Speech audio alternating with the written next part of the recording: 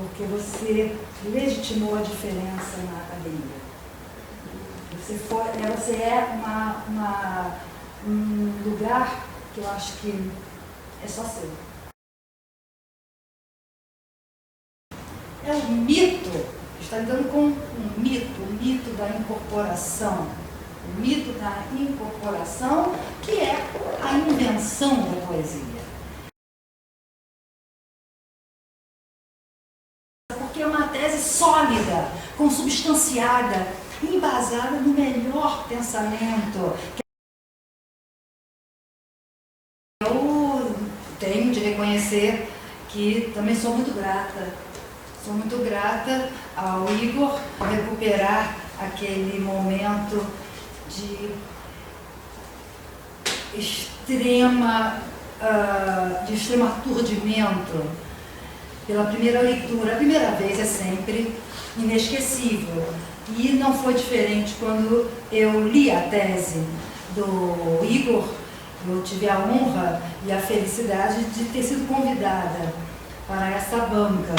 Naquele momento, o que eu vi perante mim, efetivamente não era uma tese de doutorado, não era só uma tese de doutorado, era irreconhecivelmente uma tese de doutorado, porque aquele trabalho não observava as normas acadêmicas do que uma tese de doutorado, dentro do convencionalismo e dentro daqueles protocolos aos quais nós estamos submetidos e acostumados, e neles viciados, e um pouco dopados por eles, e essa uma narcose que mais paralisa do que eletriza.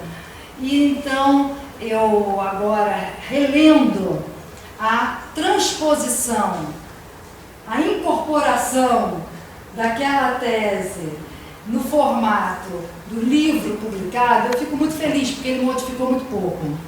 Quer dizer, houve umas adaptações diagramáticas, não é? Há, evidentemente, algum retoque da linguagem, porque não há escritor que releia o seu texto e não encontra alguma coisa para ser aperfeiçoado. Mas eu tive a graça de reler um texto que é entusiasmante, dentro da perspectiva do entusiasmo grego, não é? É alguma coisa que nos faz sentir essa potência do sagrado, essa potência que recicla, que redimensiona, que sobrecodifica os objetos. Essa ideia é uma ideia tão forte no trabalho do Igor, que eu vou lhe dizer francamente, eu só confirmei com a leitura, eu fui até a metade. Esse problema que a gente se sente amarrado, a gente se sente domado, algemado a essa leitura. Há alguma coisa de encantatório nesse discurso também, no seu discurso. E mais que isso, quando se começa a ler o trabalho, que é um trabalho de pesquisa, ao mesmo tempo se inicia um processo iniciático.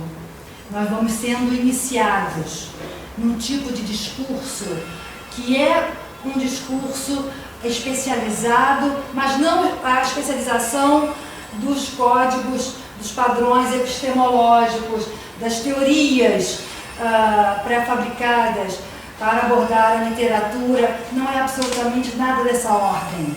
Nós entramos num mundo, num registro, num enfoque, numa forma de lidar com o poético, porque esta é uma pesquisa realizada na área de poética, mas sendo ele próprio um trabalho poético. Então há uma linguagem magnificamente elaborada, quer dizer, ouvir o Igor já dá um sinal do quanto ele é bem articulado, bem falante, se coloca muito bem, pensa com inúmeras referências. Escrevendo é muito mais. Escrevendo é muito mais sofisticado. Então nós nos vamos apropriando desse código, desse registro, e vamos entrando numa outra nomenclatura, porque da mesma forma que ele diz que uma coisa é o mito, outra coisa são as mitologias, nós também temos, nós fazemos coro aqui com o Manuel Antônio de Castro, e sabemos que uma coisa é Platão, outra coisa são os platonismos, uma coisa é Aristóteles, outra coisa são os aristotelismos, e aquilo que nós fazemos dessas figuras, dessas efígies do pensamento grego. E então, o que acontece é que nós vamos entrando numa dimensão, numa forma de lidar com os materiais poéticos, com os elementos míticos, na incandescência das suas propriedades mais íntimas. E para isso, nós renunciamos aos ícones das teorias consagradas e nos apropriamos de um glossário que o Igor vai semeando, vai distribuindo ao longo do seu discurso, das suas quase 300 páginas, né, de trabalho, e nós vamos nos tornando catequizados por essa forma de pensar e já não conseguimos mais usar certos termos. Já começamos a ter horror a certa nomenclatura, signo, significado, significante. Nada disso passa a funcionar mais, porque nós já estamos num outro terreno, que é um terreiro. E é da lógica do terreiro ao qual nós estamos iniciados, na medida em que vamos progredindo na leitura dessa batucada. Nós entramos numa sintonia, nós nos sintonizamos com uma outra técnica, com uma outra forma, uma outra maneira de lidar com tudo aquilo que nós sabemos, tudo aquilo que nós cultuamos. E nós acabamos vendo que são ícones de papel perante um mundo vivo da poesia que vai se materializando. Qual é o tema do trabalho? Chamando de trabalho com todos os múltiplos sentidos. Né? Quer dizer, é uma magia aqui nesse texto. Qual é o tema do Igor? Ele acabou de apresentar o tema. O Zé Inácio, a Betânia, Sofia de Melo Braga, sem dúvida alguma, a música sempre irmã, sempre paginada e entretecida com os versos do poeta. É o mar como a grande tópica, a grande navegação do poeta, sempre uma gota de água salgada no imaginário do poeta. Então, tudo isso é verdade, isso é o tema do livro, claro. Mas, a um dado momento, ele solta, ele consegue liberar numa linguagem, numa frase, com um teor acadêmico, uma coisa que é uma concessão. Chancede, ele diz que o trabalho dele, página 68, é um mito, está lidando com o mito da incorporação. O mito da incorporação, que é a invenção da poesia. Esse é o grande problema dos poetas, né? Os poetas querem entrar nessa oficina da invêncio, da invenção, de como é possível falar a língua dos anjos, como é possível manipular as imagens invisíveis, tirar o oculto das palavras. Então, isso eu acho que é o objeto que o poeta persegue e que você queria apresentá-lo como tema da sua pesquisa, aquilo que te intriga e te instiga, e te fustiga, não é? E que te abre essa grande ferida, essa dor de não poder fazer só e sempre isso, porque também não é só e sempre que se é poético, né? Mas é importante ver, reconhecer a poesia onde ela quer se manifestar, onde ela imperiosamente se impõe, né? Então eu quero dizer para vocês que o Igor já falou muita coisa. Eu, como tenho o vício da ordenação, tento ser o mais pedagógica possível, são muitas décadas de condenação a esse exercício, né? Então eu quero dizer para vocês, primeiramente, que a leitura desse livro é uma experiência, de todo espiritual, mas espiritual na ordem do sagrado, não das religiões. Você também faz uma dela. Há coisas ótimas nesse livro, que a grande maioria é ótimo, mas há momentos em que o Igor se atém a determinadas tópicas, quando você fala de axé, quando você fala da religião, dos religiosismos, né? E há outros momentos incríveis, a diferença entre mito e mitologia e mitologização, tudo isso tem a ver com a poesia. Aí é que está a questão, porque a palavra poética originária, ela é a palavra dos magos. Ela possui uma mageia, os gregos chamavam de mageia, uma magia. Ela é quase mântica, né? Ela é mântica, ela tem alguma coisa de extraordinário, ela leva a alguma coisa que escapa à nossa vida ordinária, corriqueira, comum. Então, o Igor vai o tempo todo preservando e lapidando esse espaço de todo especial, que é o tratamento da poesia.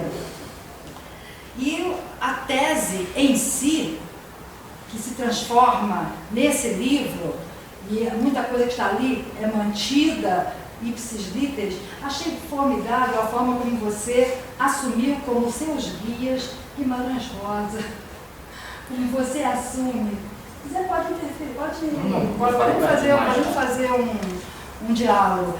Betânia, né? E as batucadas para os professores. E as batucadas. Isso eu achei demais. Eu ouvia, a cada capítulo, a tese dele foi dedicada a algumas pessoas. E essas pessoas a quem ele dedica, ele atribui cada capítulo. E em a abertura de cada capítulo ele coloca batucadas para Manuel Antônio de Castro, batucadas para Emanuel Carneiro Leão. De repente, batucadas para Mané Padilha. Os livros estão confundidos. Perfeito. Não, mas isso se naturaliza. Isso se naturaliza não no sentido da vulgarização, mas é uma expectativa que nós já passamos a ter batucadas para Roberto Corrêa dos Santos. Então, eu concordo plenamente, porque são os avatares, são aquelas figuras que abriram, que iluminaram, que inspiraram. Essa tese é inspirada e inspiradora. Ela é também não só um lugar onde academicamente se encontram discussões muito relevantes, sem o peso do jargão, que é nitidamente acadêmico, e que todos nós que produzimos teses sabemos que dá um trabalho medonho, burilar, limpar, filtrar, para podermos publicá-lo, para que um público, inclusive de alunos de graduação, possa lê-lo, porque se torna meio uma leitura para iniciados mesmo, mas iniciados é uma coisa que só serve para eles, para aquele grupo.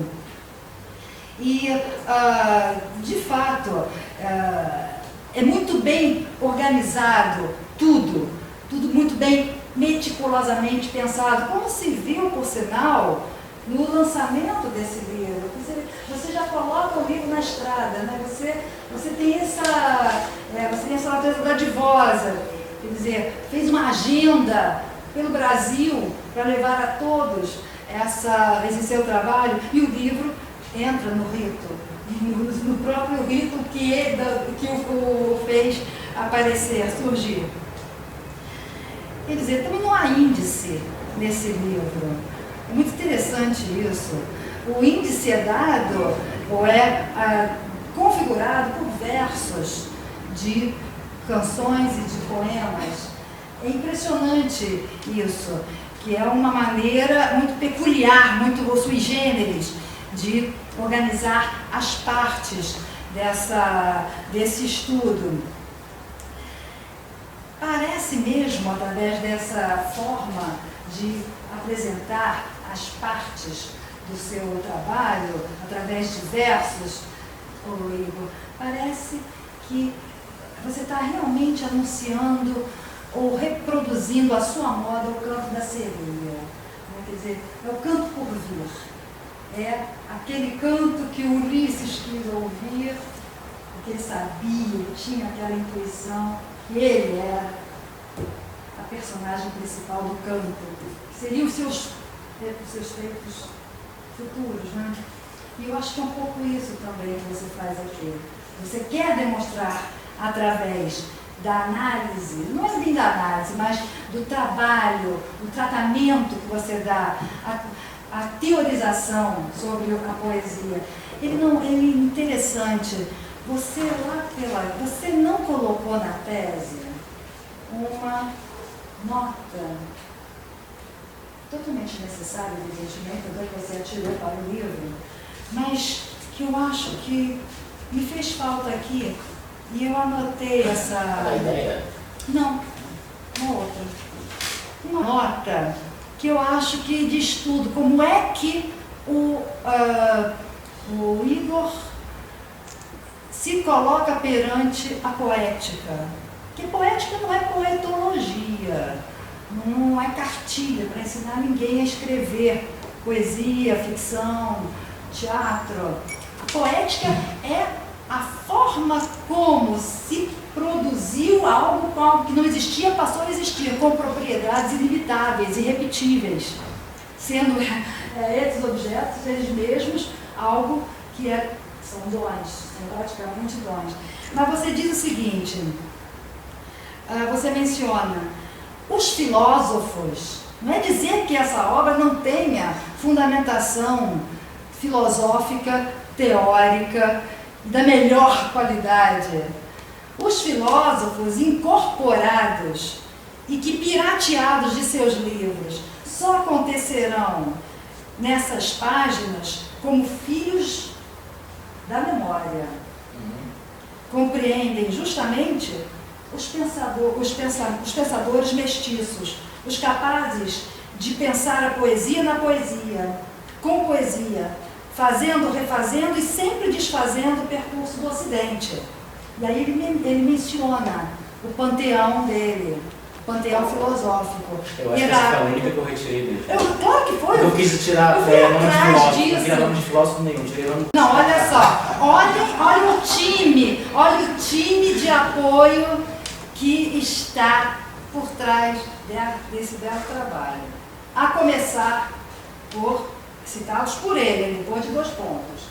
Heráclito, Parmênides, Platão, Aristóteles, Nietzsche, Heidegger, Deleuze, Agamben, nomes que imediatamente se apagam quando perdidos em nós, em nossa bagunça ou mundanidade, nos ganham como o caos e o cosmo de nossa palavra. Nomes inspiradores, enquanto inspirados, cheios de musa no santo. Tem que colocar de volta. Eu também acho. Tem que colocar. Mas eu também acho. Eu vou em todos os livros agora, eu vou colocar de volta. Eu mando para vocês por e-mail, porque efetivamente é uma obra, é difícil, foi um desafio, uma impossibilidade de arguir uma tese dessa, porque é uma tese sólida, consubstanciada. embasada no melhor pensamento que a tradição longeva dos gregos nos deixou como herança. E, ao mesmo tempo, veio sendo consolidada e lapidada e aperfeiçoada através desses nomes que acompanham os grandes avatares, né? Então, a imagem da tese é uma coisa maravilhosa e é exatamente o que está aqui transposto. O Igor tem umas coisas assim inacreditáveis. Ele escreve fundando um código particular.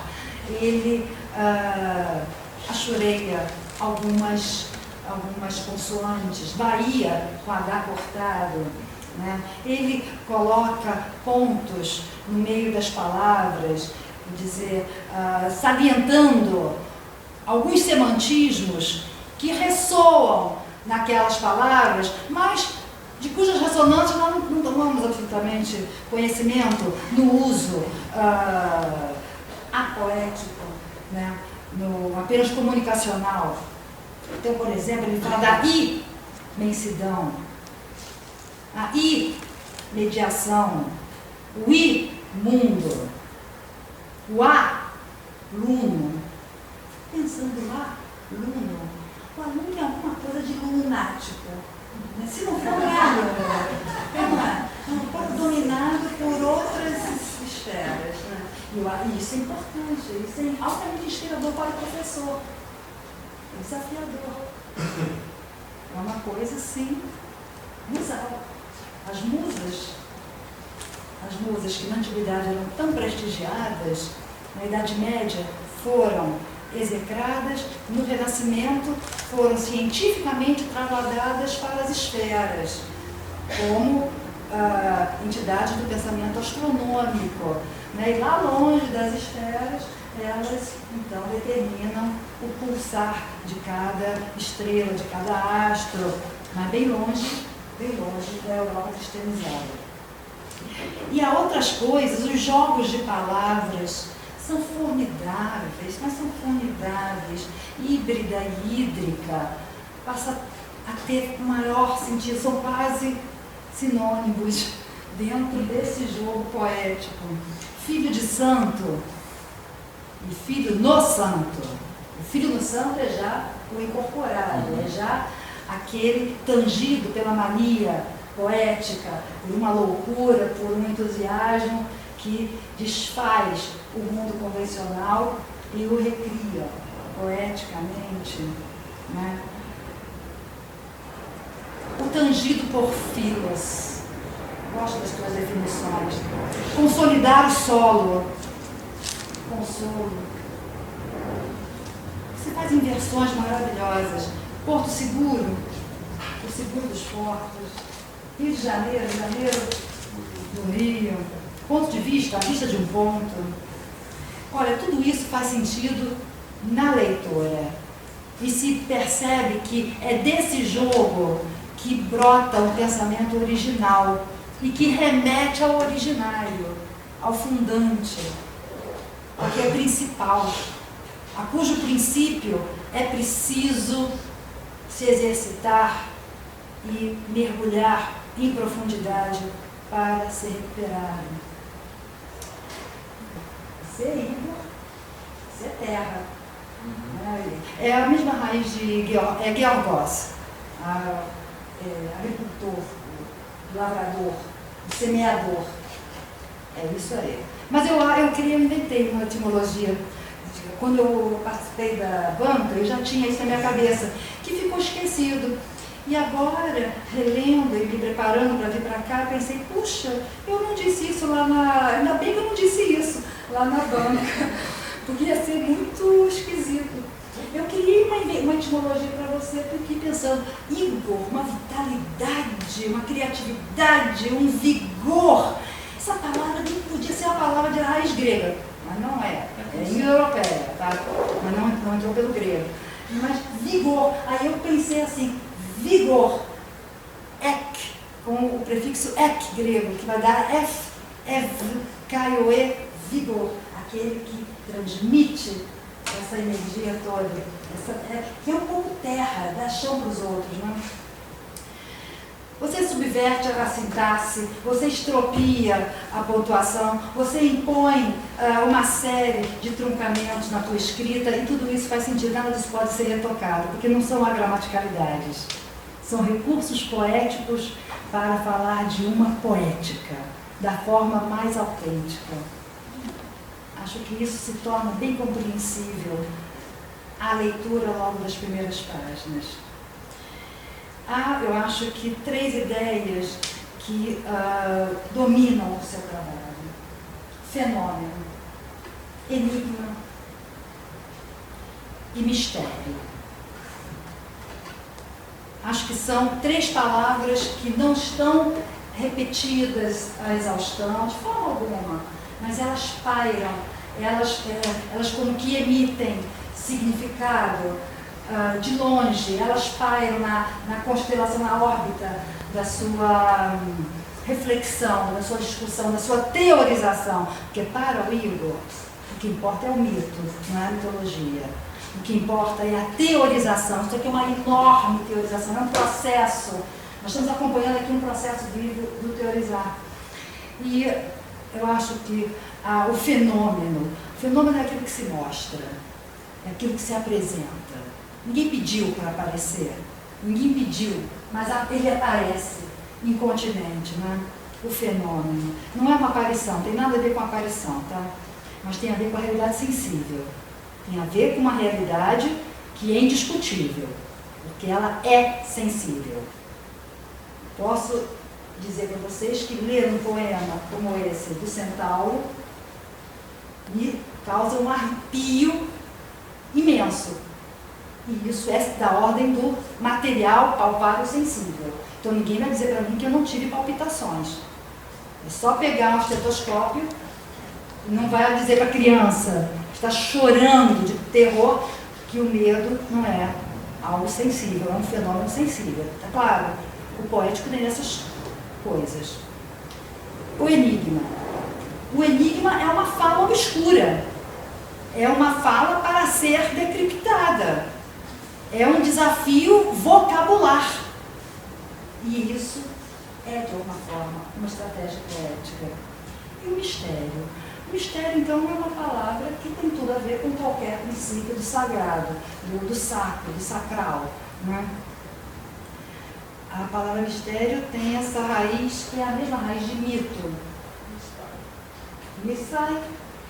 Mas a origem, a raiz mais reduzida é o verbo mühe, uma palavra quase que onomatopaica, mühe, que significa falar entre dentes, falar praticamente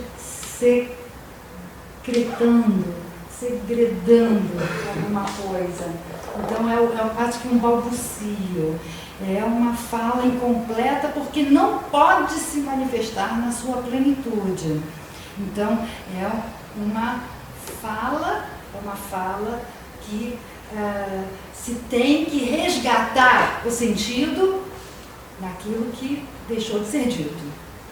Isso é a base do mito, né?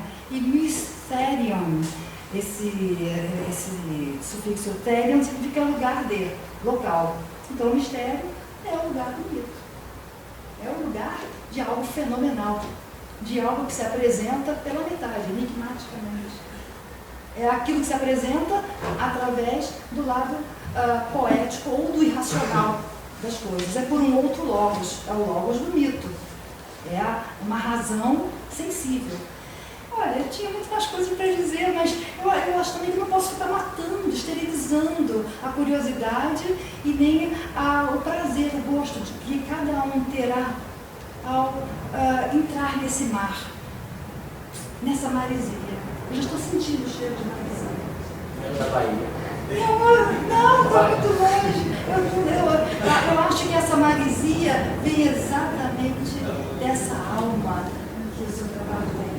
Parabéns, eu adorei a minha primeira leitura desse trabalho, adoro tê-lo relido agora em novo formato.